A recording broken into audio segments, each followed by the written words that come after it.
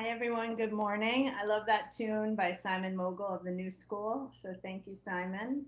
I'm Rebecca Friedman, the director of the Wolfsonian Public Humanities Lab at FIU, and I'm really proud to welcome everyone here to Coffee and Conversations, telling community stories. And I'm with someone else today. Hi, I'm Julio Capo Jr., the Deputy Director of the WPHL. Thanks again for joining us. We are thrilled to be here with one of our dear community partners, our friends at Vizcaya Museum and Gardens, and with its Deputy Director of Collections and Curatorial Affairs, Remko Jansonius, and as well as Wendy Wolf, the Deputy Director for Learning and Community Engagement. Thank you both so much for joining us. It's good to see your faces in this virtual space.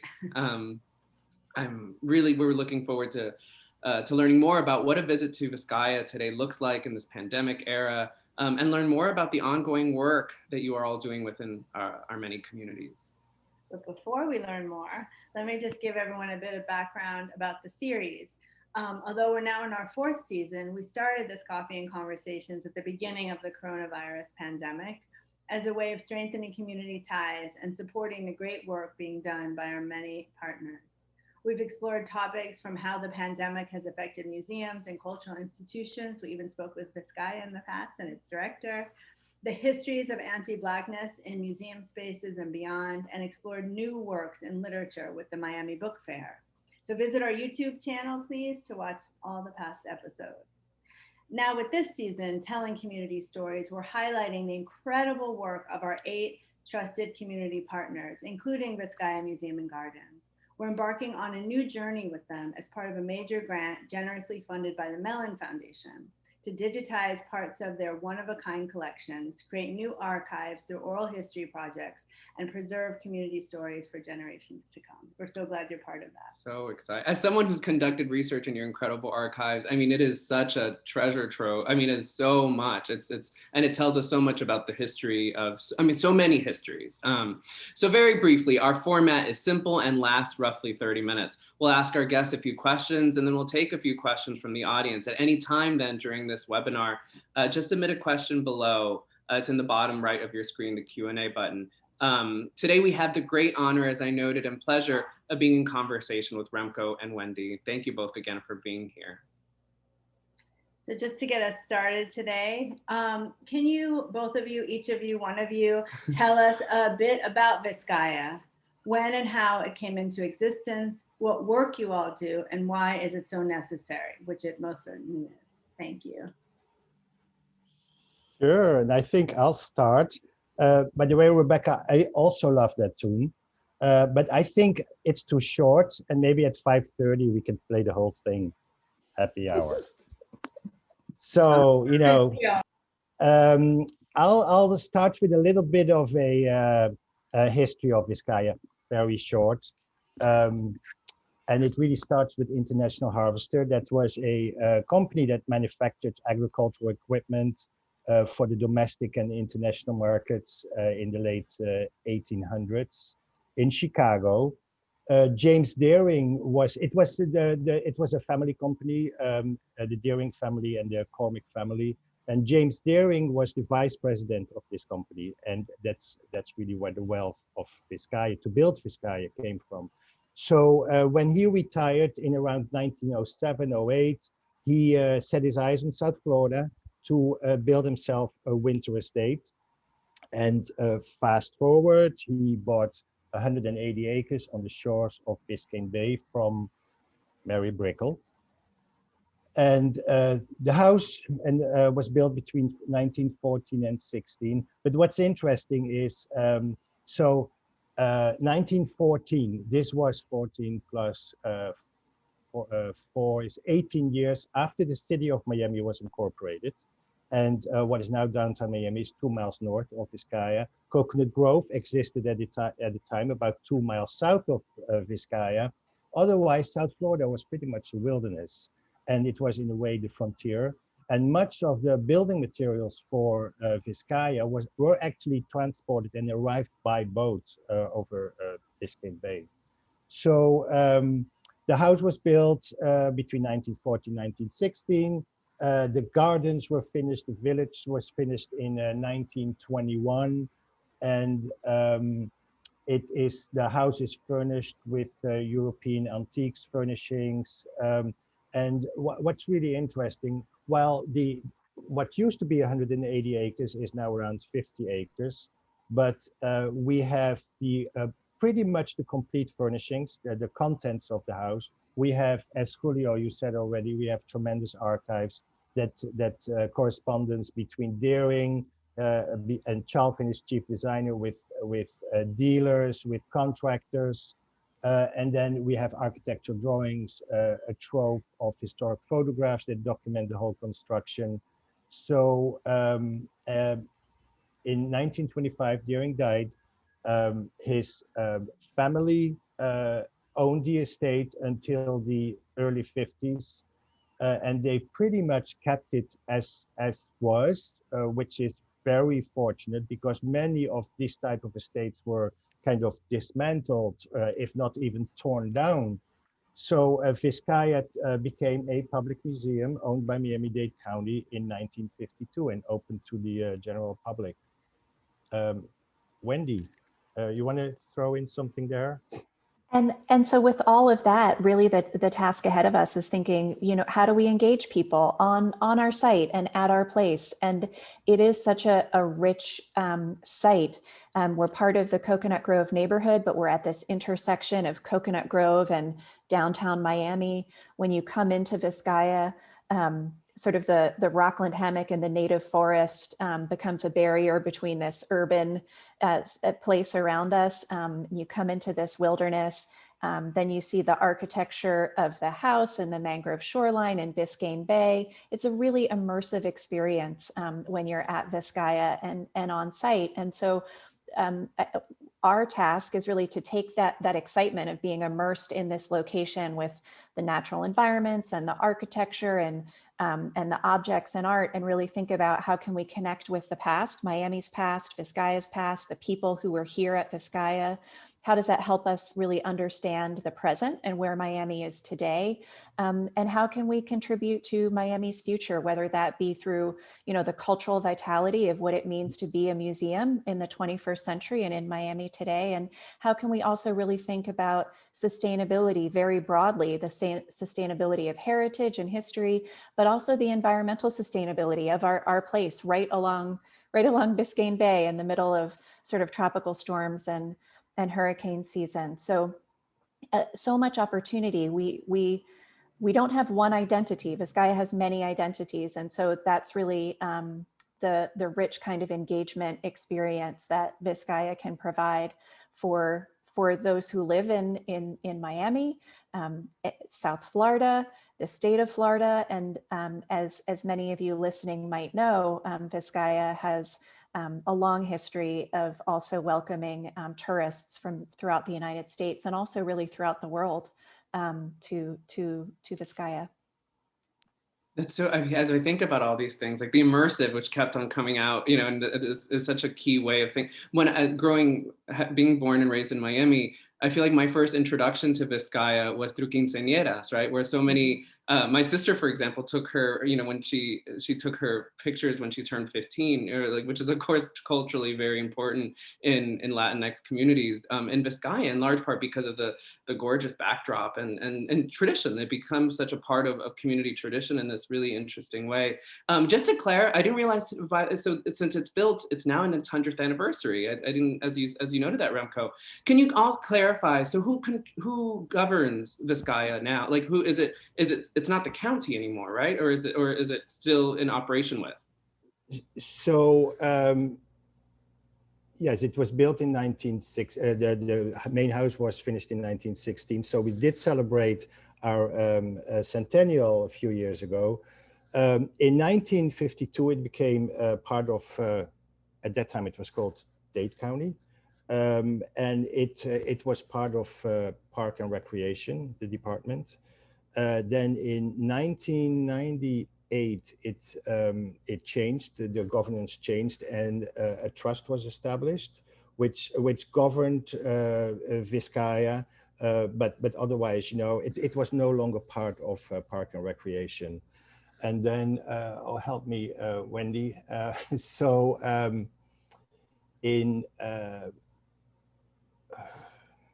I'm with you.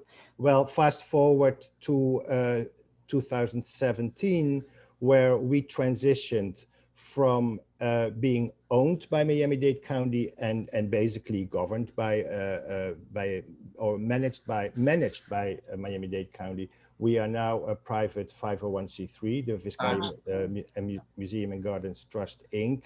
So Wendy and I, we are no longer county employees since 2017. Okay. Didn't know that. Yeah, me either. It's so interesting. Thank And you. it has been, we had been working towards that transition for a long time for a number of reasons, you know, from fundraising to things are just easier when you are a more nimble organization rather than a big government department or entity. Yeah.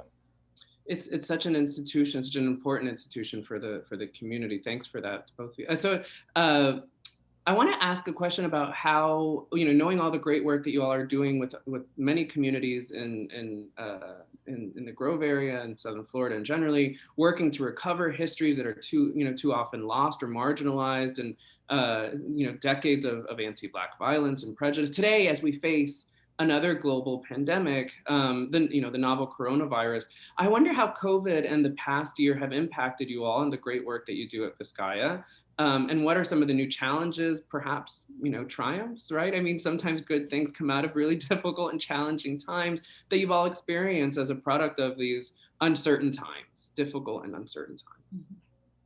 Well, it's probably the experience for Vizcaya has been somewhat different from many other cultural organizations in South Florida. And that's in large part due to our gardens.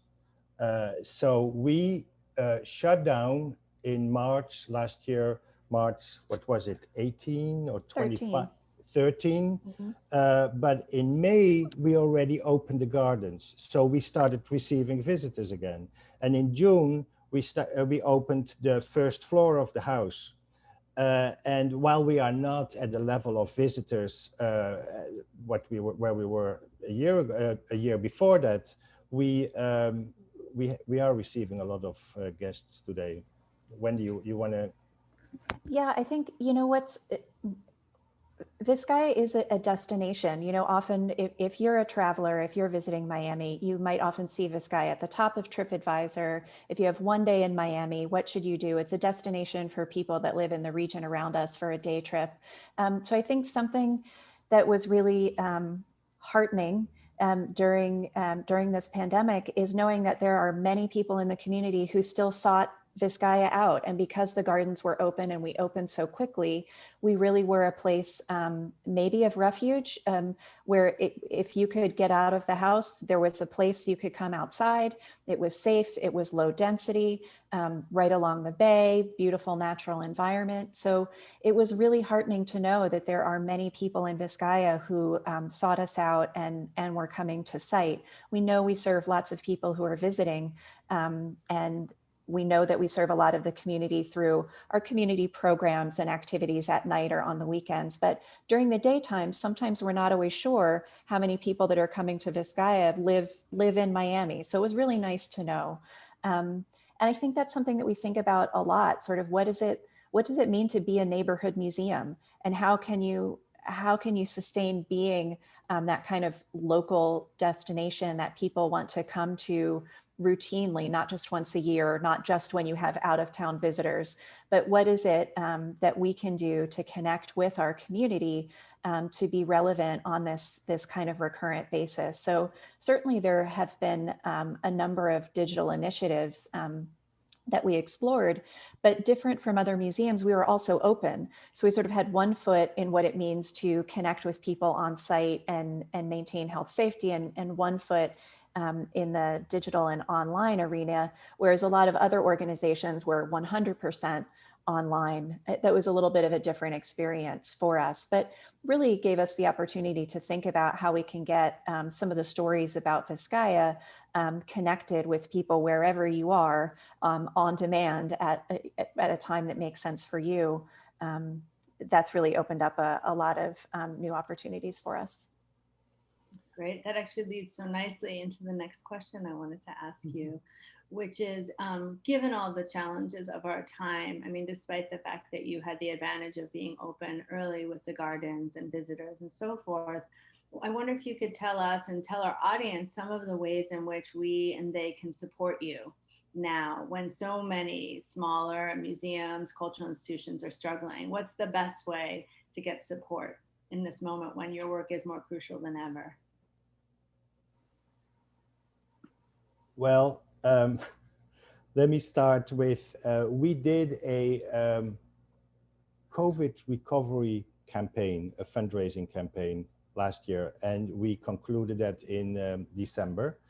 The goal, and you know, how can you help? Let me start with money, but there's of course much more. We concluded that mid-December. Our goal had been $1 million, and we were somewhere in the 800,000 mark. So that was really good. And what was really heartening was the help, the support that we did get from our community, small amounts, but also people in Portland, in Illinois, in New York. We got a tremendous amount of support from a broad segment of the local community and elsewhere. So that was one way that we received a lot of help. But otherwise, well, of course, one way is come and visit. Wendy. Yeah, I think, you know, we hear this a lot, that I came for a school field trip, you know, when I was in 4th grade, or I come when I've got out of town visitors, or I had my quinceañera photos. Well, you come back, you know, come visit us. If you're in a different place, maybe now you're in your 20s or you've started your own family, come back. If school visits aren't happening through school, you know, come on your own and bring your family and your kids and reconnect and consider what it means to experience Vizcaya on sort of a regular or routine basis, in a routine way. Think about what memories you've had at Vizcaya. If you came for the Renaissance Festival, you know, 20 years ago, come see us again. If you came for the White Party and really enjoyed it in a festival setting, come have a restorative, quiet, calm afternoon in a low density Vizcaya. And you know, the best way to do that is join as a member. Hi, April. April is our membership manager. Hi, April. Hi, April. But you know, there are programs, there are virtual programs, there or experiences. But yeah, membership is the best way to really stay connected and come visit as often as you want. I feel like, so make sure everyone that you go check out Vizcaya's website, and for more information on their programming, on how to become a member. It's also a really nice site, I have to say. It's just really beautiful. I feel like Wendy took us on this kind of trip, like between White Party and the Renaissance. And it kind of took me to my childhood in some way.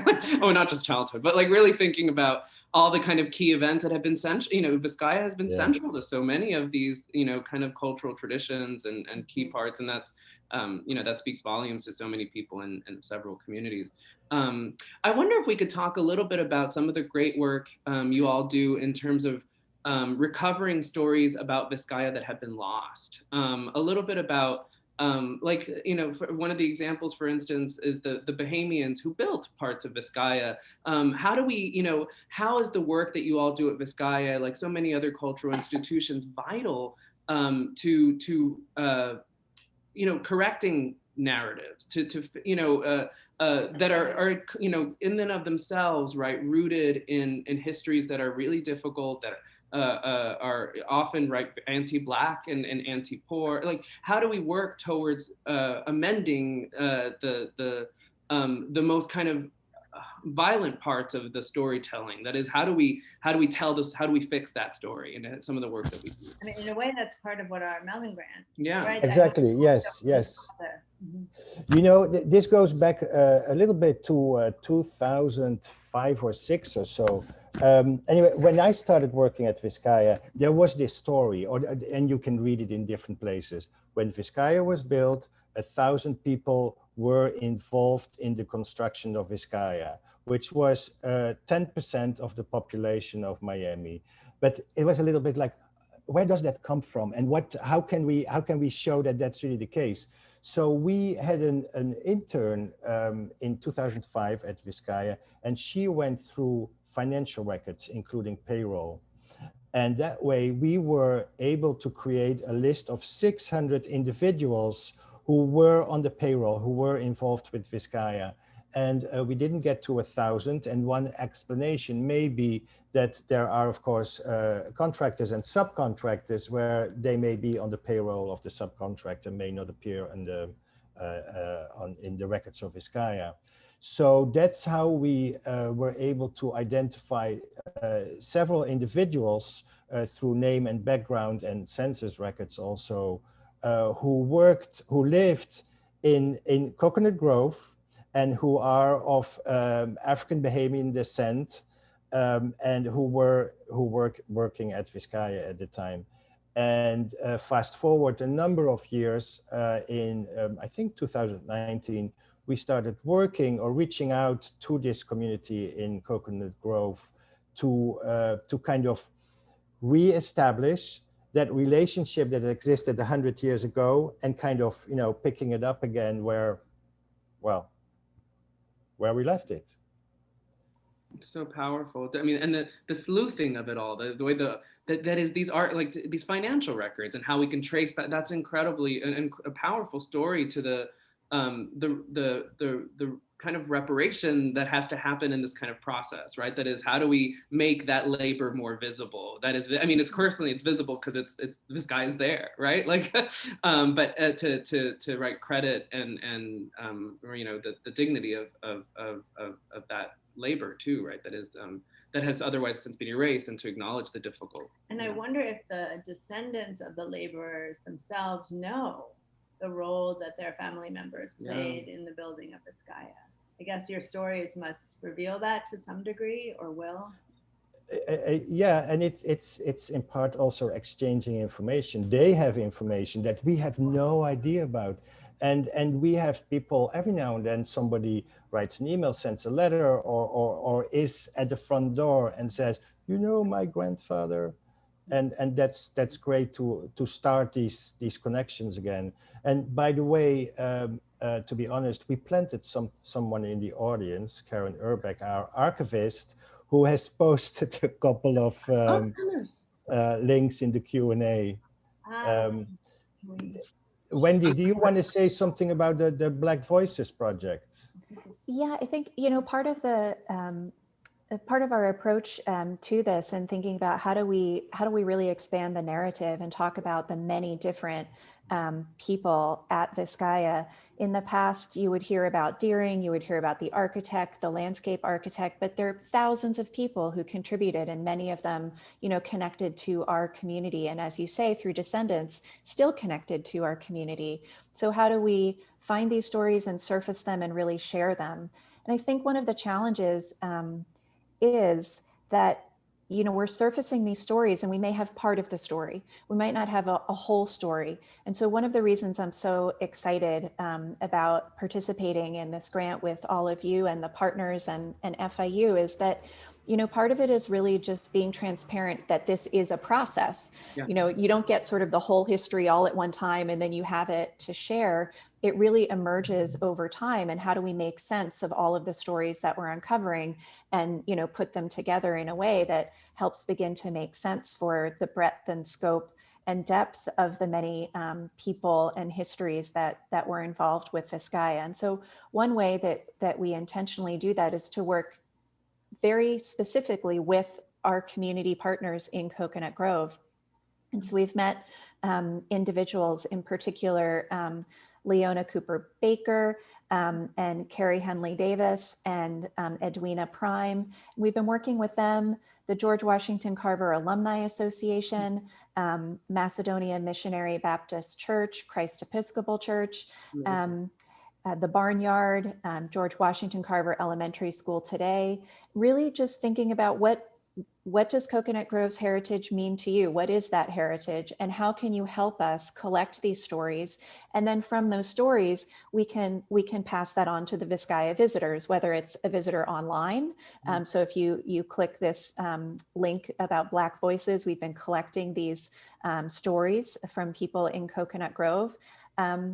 So whether it's online or whether it's on site, how can we then integrate this into our labels or tours or experiences that you're having on site? But the really important intention that we have at this point is to find those stories together, and to share those stories together. So we call it, like it's called in our field, co-creation, right? It's not one or the other person driving the boat. We're absolutely in it together, like we are with the Wolfsonian Public Humanities Lab and the 7 other partners that we've got on this project.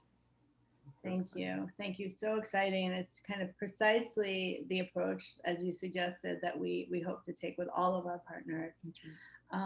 So just to let all of the audience know, we have now posted on the chat a link to the Black Voices at Vizcaya, and also this one I cannot wait to read as well, the 1922 Vizcaya Estate Manager's Diary. That's quite amazing that it's right there digitized online. Fantastic. You could see all that at Vizcaya.org. Yes. Vizcaya.org. Yes. You know, that diary is really interesting because Frank McGinnis, he writes about all the visitors who came to Vizcaya, what was sold, what was bought, but also this was Prohibition, remember, 1922. Oh, so he bailed one of his employees out of jail for possession of alcohol. Wow. You know, it's a great you know, lens into life at Vizcaya in 1922. Yeah. Well, maybe just to clarify, because Remko was talking about things being bought and sold at Vizcaya, referring to the produce in Vizcaya's farm stand that was sold on site. So sort of fresh veggies, and we've now got a farmer's market on site today. But the diary is great. It gives you a glimpse of not only Vizcaya, but broader Miami. And they're talking a lot about agriculture in Miami and the workforce for agriculture in Miami. So it does shed a lot of light on 100 years ago. Incredible. That's incredible. Such an Snapshot. important collection, Mm-hmm. you know. Well, before we wrap up, because we're getting there, I believe it or not, I wonder if there's anything else that either of you would like to share with our audience. Give you that opportunity. Any programming you want to plug, anything. Anything that we have not hit. Well, you know, I would like to share something, maybe correct an impression from before. So we've been open partially since May, and we have a lot of visitors. It doesn't mean we're out of the woods, pandemic related, because, you know, revenue wise, one of our very big things is facility rentals. We have about 70 to 80 weddings or corporate events, and that's just a big part of our operating budget comes from there. On the other hand, also photo permits is a big part of our revenue. And you were talking about the quinceañeras, Julio. So we are really happy that we've been able to reestablish the photo permit program and allow these groups, the quinceañeras, in for their photos and you know, continue this history which has been going on for decades. And online, something to point our those who are with us today, is a new community storytelling initiative called Beyond Vizcaya. And it's launching with a variety of live streams. So in the past 2 weeks, Vizcaya has conducted live streams with Senator Jones and Dr. Dunn, thinking about the history of Miami, and especially thinking about migration, labor, and identity in Miami in the past and the present, and maybe what that means for the future of Miami. So it's called Beyond Vizcaya because Vizcaya is a place, as we started with lots of people on site, but we also are thinking beyond the pink walls of Vizcaya's estate border and thinking about Miami and the world around us. So if vizcaya.org/Beyond Vizcaya, and you'll find some of those new emerging stories from the community. We've also partnered with History Miami. So there's a way for people to submit their own memory or story using that story generator from History Miami. Goodness, that's so Wonderful. awesome. Yeah, Yeah. I also really love great. Beyond the Pink Walls. Like, I feel like that Yes. should be, that should be a Good title of hashtag. something. Yeah. Wendy, Wendy. Remko, you guys are incredible. Thank you so very Thank much you. for joining. I can't believe we're out of time. Thank you to both of you again, and to the audience for listening and participating. Visit us and Vizcaya on social media, visit their website at vizcaya.org, and be sure to join us at the same time, same place, same link, for next week's episode of Coffee and Conversations, where Rebecca and I will be in conversation with Wynwood's Museum of Graffiti. We are so excited to work with all of you. Thank you again for joining us. And we owe you real coffee. We do. We owe you You really bet. strong coffee. We'll take it. Thank you so much. Thank Thank you.